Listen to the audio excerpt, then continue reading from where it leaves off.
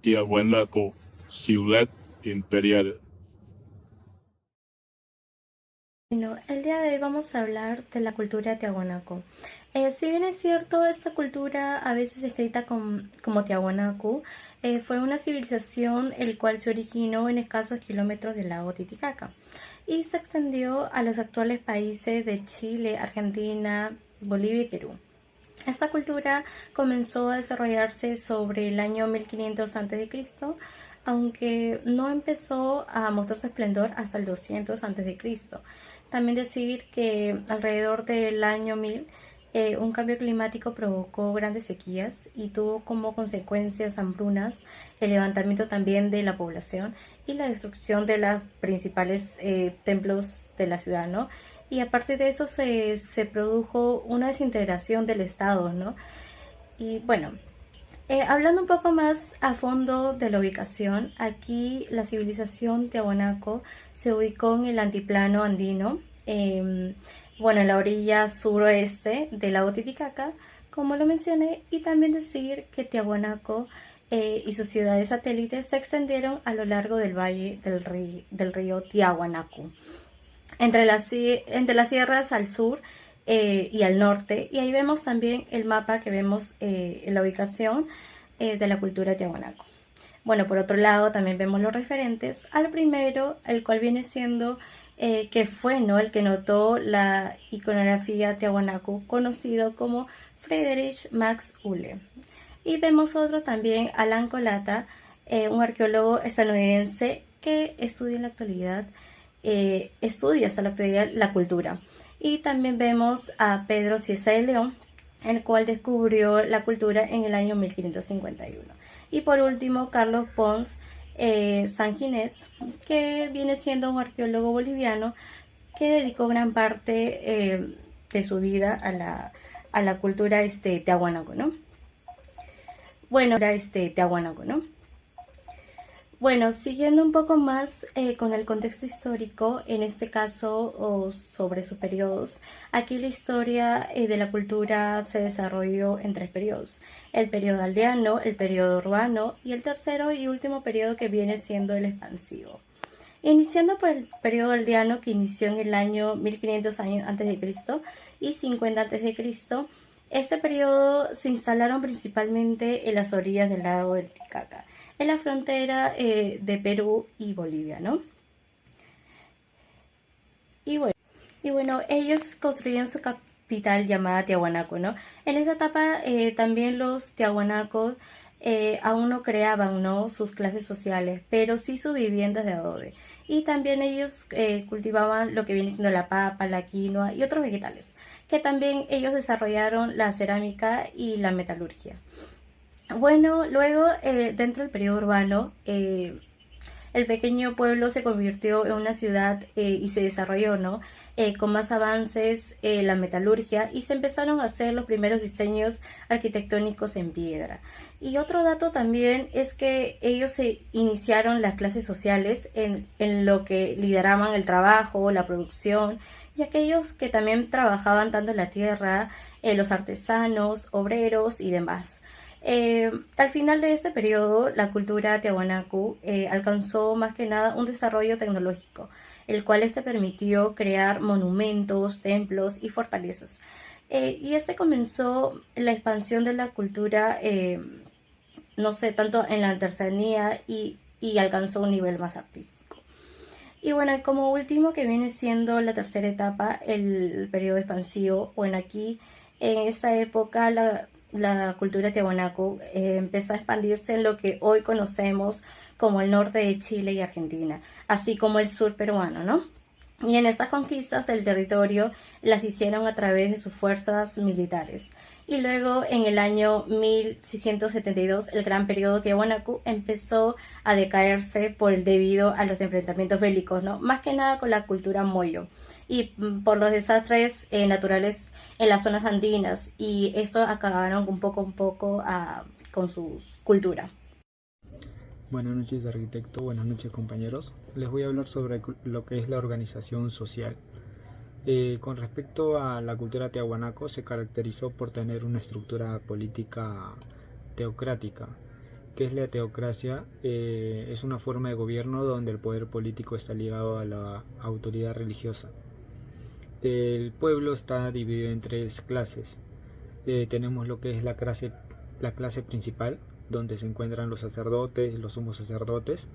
Tenemos la clase alta, donde están los gobernadores, militares y guerreros. Tenemos la clase baja, donde se encuentran los campesinos, los artesanos, lo que son los pescadores. En la clase principal, donde están los sacerdotes, es una clase más privilegiada.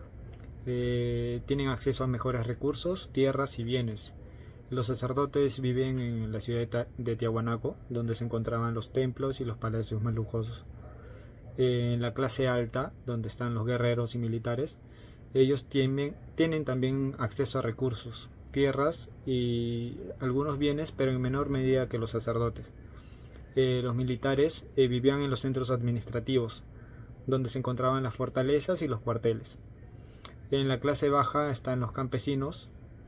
Ellos tenían acceso limitado a recursos y debían pagar por todos los tributos hacia los sacerdotes o militares. Ellos vivían en las aldeas y las comunidades donde se encontraban las chacras y los andenes. Ahora les voy a hablar sobre la organización económica. La economía de Tiahuanaco se basó en lo que son la ganadería, la agricultura, el comercio y la artesanía. Comenzando por la ganadería, se dedicaron a la crianza de llamas y alpacas que les suministraban carne y les servía como medio de transporte y como animal de sacrificio. En lo que es la agricultura, cultivaron productos como la papa, la oca, el maíz, el oyuco, y también desarrollaron una tecnología de conservación de papa y carne a través de lo que es la técnica del secado y el salado, obtuviendo de ello el chuño y el charqui. Usaron una forma ancestral que se llamó el guaruguaru, en que consistía en jalar tierra formando una plataforma donde se realizaba la siembra, y alrededor había agua. Esta agua creaba un microclima que mitigaba los efectos de las heladas, permitiendo el desarrollo de los cultivos. Con respecto al comercio, fue determinante en la expansión de los tiahuanacos a través de sus rutas comerciales. Impulsaron lo que es el trueque mediante el chuño y el charqui. Y en la parte de artesanía, ellos usaron los colores en sus vasijas, en los queros, lo que es el color anaranjado, color negro, color rojo, color blanco. Y dentro de sus figuras más representativas resalta lo que es el pebetero, que es un recipiente en el cual lo usaban en sus ceremonias, ya sean ceremonias de sacrificios o ceremonias rituales que tenían en los templos de Tiahuanaco. Bueno, continuando ahora les voy a hablar sobre lo que es la organización religiosa. Tiahuanaco se considera una cultura politeísta. Lo que es la religión politeísta es la adoración o veneración a distintos dioses. La religión no solamente influía en lo que es sus prácticas cotidianas, sino también estaba profundamente entrelazada en lo que es en su organización social y parte de su arquitectura. Tiahuanaco tenía un panteón de dioses, el cual era objeto de culto y veneración. Estos seres divinos tenían diferentes atributos, funciones y dominios. Entre ellos, el principal era el dios Viracocha. Era el dios creador y era presentado como una figura antropomorfa, con rasgos felinos. A él se le rendía culto en el templo Calasasaya, donde se encontraba su imagen tallada en piedra. También tenemos a lo que es el dios Inti. Era el dios del sol, el padre de los incas y el protector de los gobernantes. Se le presentaba como un disco solar con rayos o con un hombre con una corona y un cetro. Se decía que había nacido del lago Titicaca. Se le rendía culto en el templo Acapana, donde se encontraba su altar en forma de pirámide. También tenemos lo que es el dios Illapa. Era el dios de la lluvia, el trueno y el relámpago. Se le representaba como una serpiente emplumada o con un hombre con una onda. Se le asociaba con la plata, la papa, la fertilidad y la agricultura. Se decía que vivía en las nubes y que desde allí enviaba la lluvia y las tormentas. Se le rendía culto en el templo Pumapunku, donde se encontraba su imagen esculpida en piedra. Y por último tenemos a la diosa Pachamama. Era la diosa de la tierra, la madre de todos los seres vivos, y se le representa como una mujer con una falda y una vasija, o con una montaña con pechos. Se le asociaba con el cobre, la coca, la salud y la prosperidad. A ella se le rendía culto en el templo semisubterráneo donde se encontraban sus ofrendas enterradas. Bueno, continuando con la organización religiosa, vamos a hablarles sobre sus costumbres religiosas. Eh, Ellos tenían como costumbre los rituales y las ofrendas.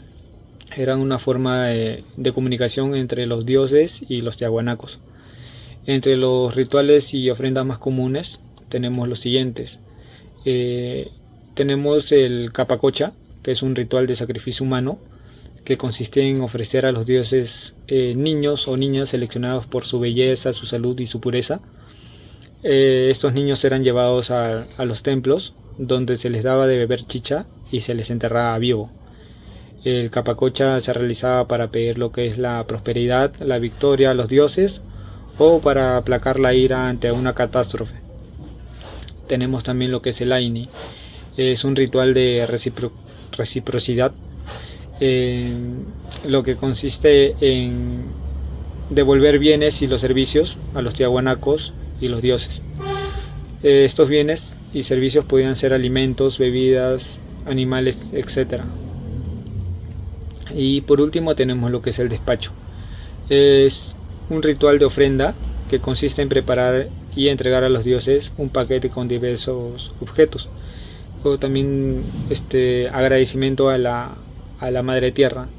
Dentro de esos objetos tenemos lo que es las hojas de coca, las semillas, los granos, las lanas, y esto se hacía en forma de agradecer, pedir o curar a los dioses. Se podía quemar, enterrar o arrojar en algún lugar sagrado.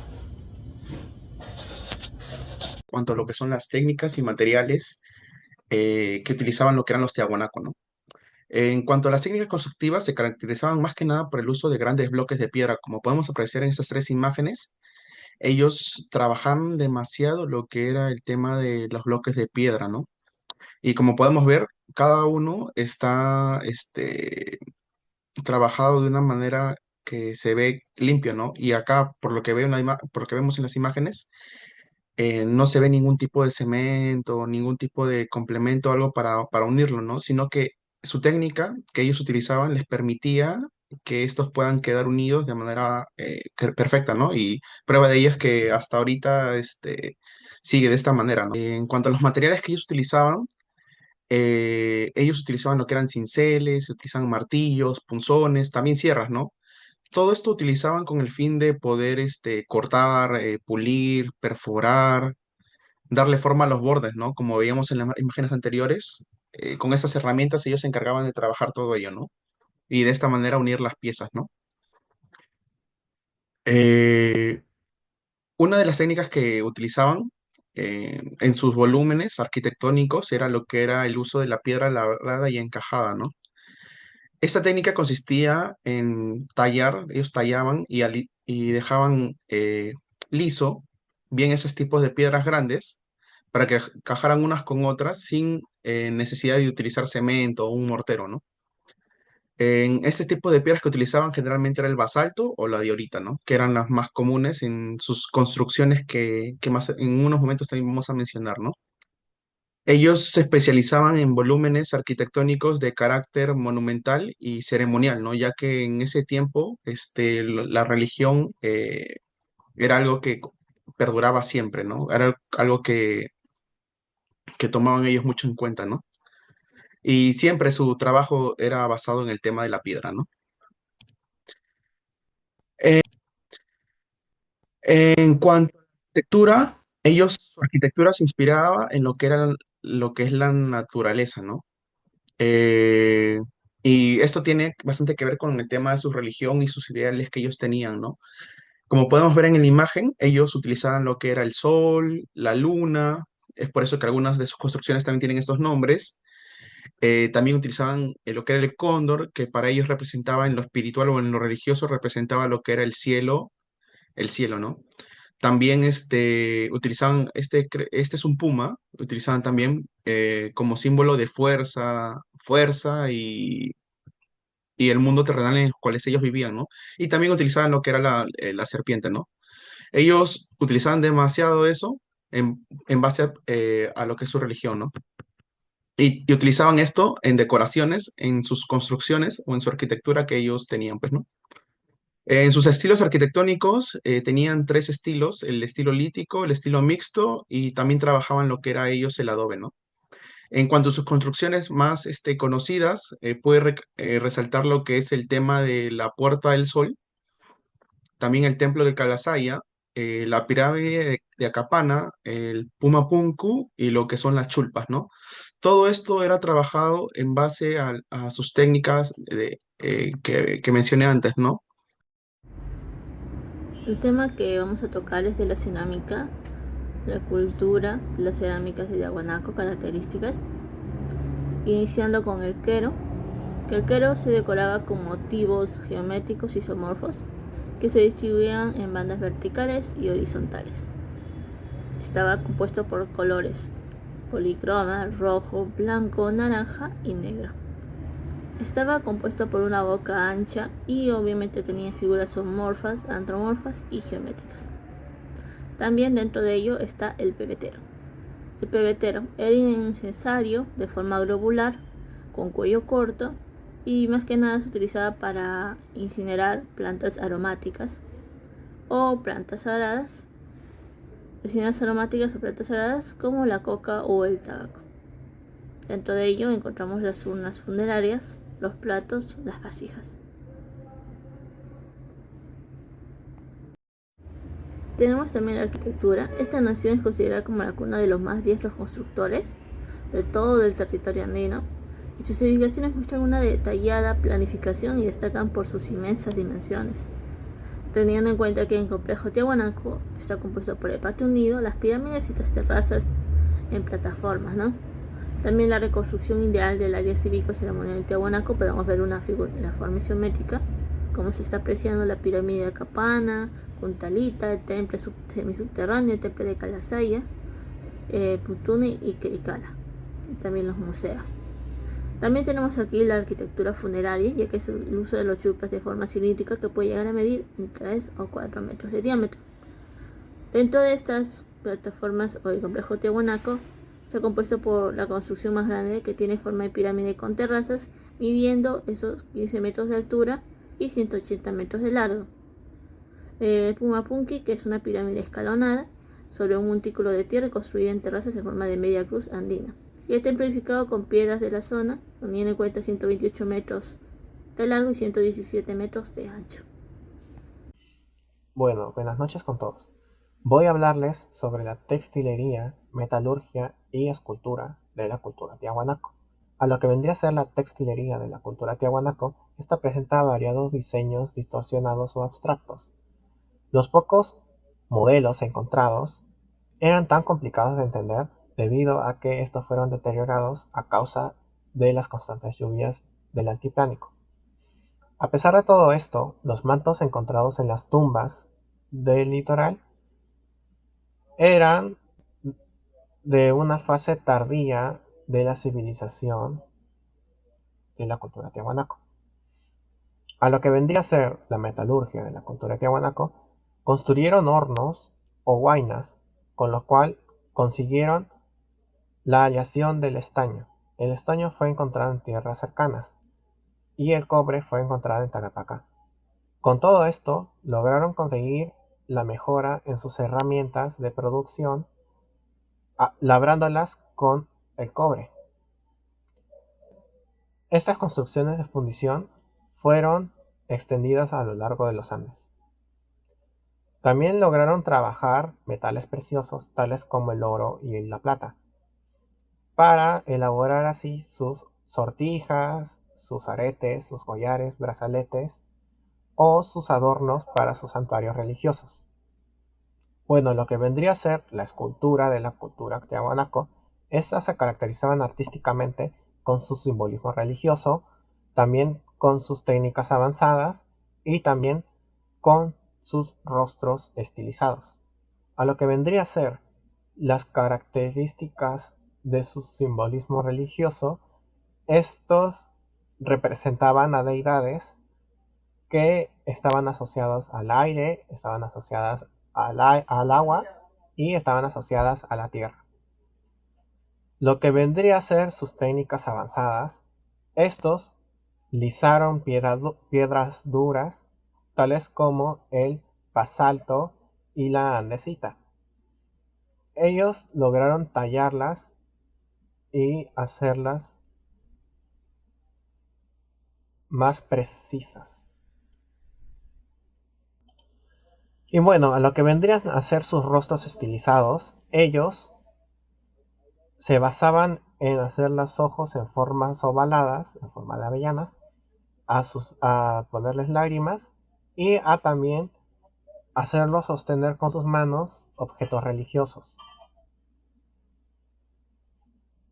Y bueno, ellos también fabricaron grandes esculturas en una sola pieza de piedra, tales como las esculturas monumentales, el monolito Ponce, el monolito Bennett y el monolito Fraile.